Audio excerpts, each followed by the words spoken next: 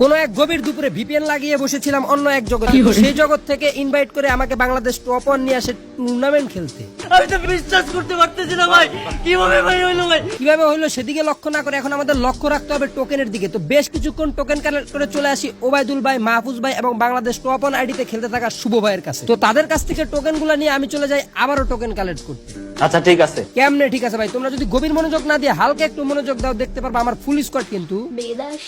তো তাদেরকে বিদেশ থেকে দেশে এনে মিডি খুলে বক্স বের করে চলে আসি জুনে। আর জুনে আসার কিছুক্ষণ পর ওবায়দুল ভাই আর মাহফুজ ভাই চলে যায়। তো তাদের দুজনকে বিদেশ থেকে দেশে আনতে যাওয়ার পথে বাংলাদেশ টপ 1 চলে যায় চাঁদের দেশে। তো তাদের তিনজনকে আপলোড করে জুনে আসতে না আসতেই মাহফুজ ভাই এবং ওবায়দুল ভাই চলে যায়।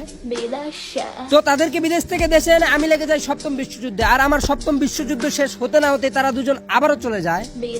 তো আমার কাছে কোনো সুপার মিডি না থাকায় নিজের জীবন বিসর্জন দিয়ে তাদের দুজনকে আপলোড করে আমি চলে যাই চাঁদের।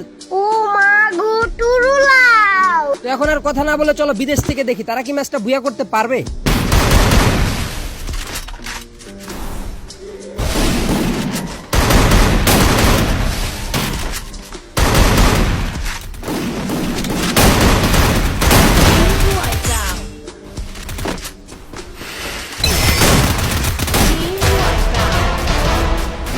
বাংলাদেশ টপ 1 কিন্তু ঠিকই বুয়া করে ফেলেছে। বাট কিছু পাবলিক আছে যাকে ভিডিওটা ভালো লাগছে তারপর